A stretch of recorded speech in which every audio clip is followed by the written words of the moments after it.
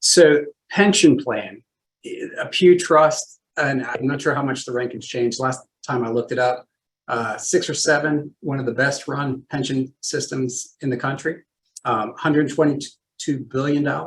That's what's floating on the internet. Mm-hmm. Tell me a little bit about managing that. What keeps you up at night when you think about that? Well, what keeps me up at night is the fact that behind your members' faith and behind their family and their personal health. For most of them, the 2 most important things in their lives are the safety and security and stability of this pension plan. And if they're on the state health plan, and the pharmaceutical benefits.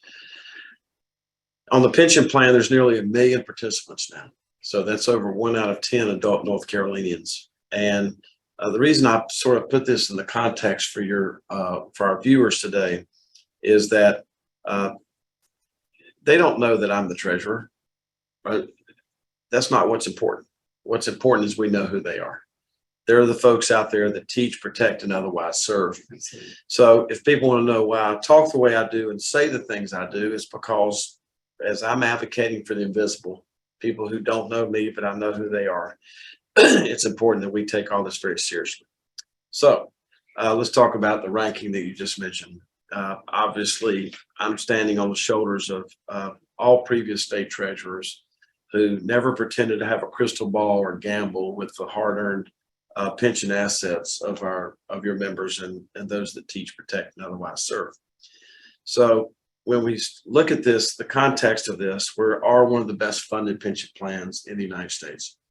Now, the credit for that goes to our employees and the General Assembly and the local governments who have continued to fund the plan over the years. So let's give credit to the taxpayers, the people that actually put the money in the plan.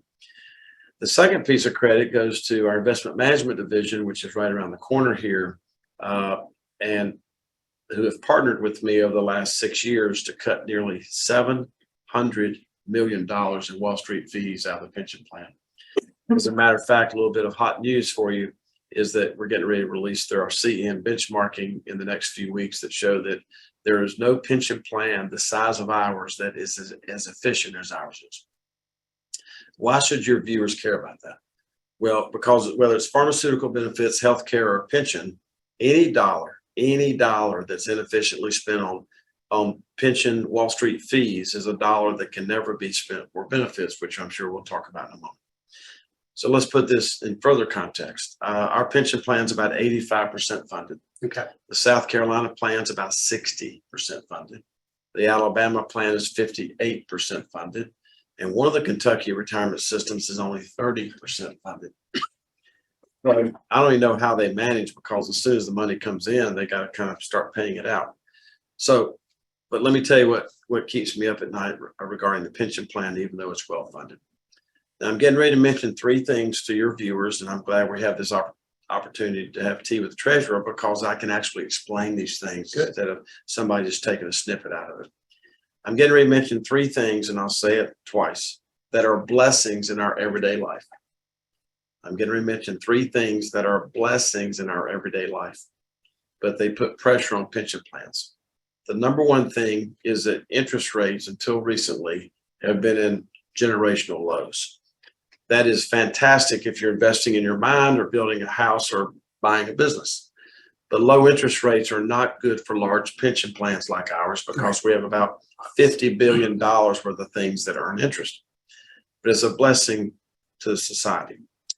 The second thing, which is a blessing, is early retirements. There's no minimum retirement age in our plan, and the ability of people to retire earlier is a blessing to them.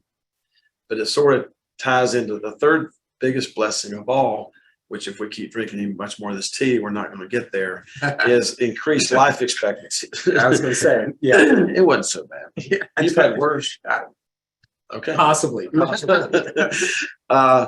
Anyway, is increased life expectancy. So let me put this in context, since you mentioned Winston-Salem, Forsyth County. When I barely got out of high school in Winston-Salem in 1977, we had nearly 300 people. We had nearly 300 people who were getting a pension check over the age of 90.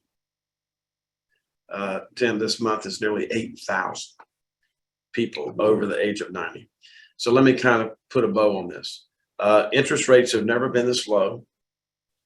People have never retired this early or lived this long. Right. And that is not political and that is not emotional. It's just mathematical. So when I talk about this, the good news for the females in the audience is that our actuaries have now told us for the first time in state history that a female who comes to work for local or state government is now fully expecting to draw more retirement checks than paychecks.